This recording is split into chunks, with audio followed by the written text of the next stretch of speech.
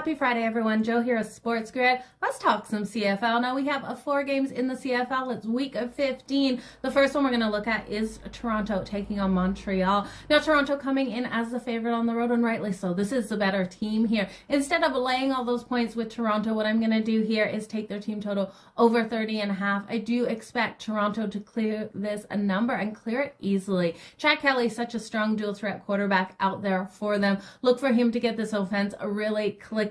Now, they've gone over their team total in all but one game so far this season, and that was only when Chad Kelly left the field. Looking at Montreal here, their offense really isn't balanced enough for me to look at this game going to that over, and that's why I'm isolating Toronto here. Looking at them, they struggle to run the ball, and they really do rely on Austin Mack, their wide receiver, way too much, and I expect Toronto to be able to cover him. So give me Toronto's team total over 30.5.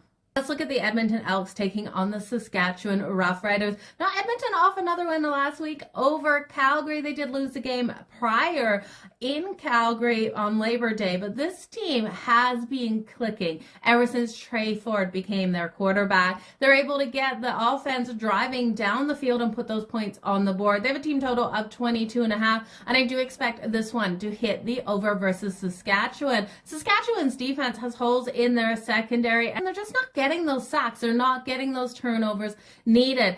Since Trey Ford has taken over as the quarterback, this team has been able to put up the points in their last 5 games, scoring 24 plus points in each of those. So taking the Elks over 22.5 is the only way I can go with this game. Now, Saturday, we have the Winnipeg Blue Bombers taking on the Hamilton Ticats. Now, in this one, Winnipeg definitely the better team out there. They're able to get those points on the board. Their defense is solid, but Hamilton has really been able to get Taylor Powell to open up his arm. He's making those big plays, and I love what we're seeing out of the Ticats with him in the last couple of games. I think we've got a shootout here. Well, I do think Winnipeg wins. I struggle to lay all the points with them. Give me the over 47.5. This one seems too low. Last game is the Ottawa Redblacks taking on the BC Lions. Now, I would love to say that I have enough faith in the BC Lions laying the 9.5 points. We know they've been struggling to cover that spread as of late, and while I do think they get the win, I'm worried about the backdoor cover here.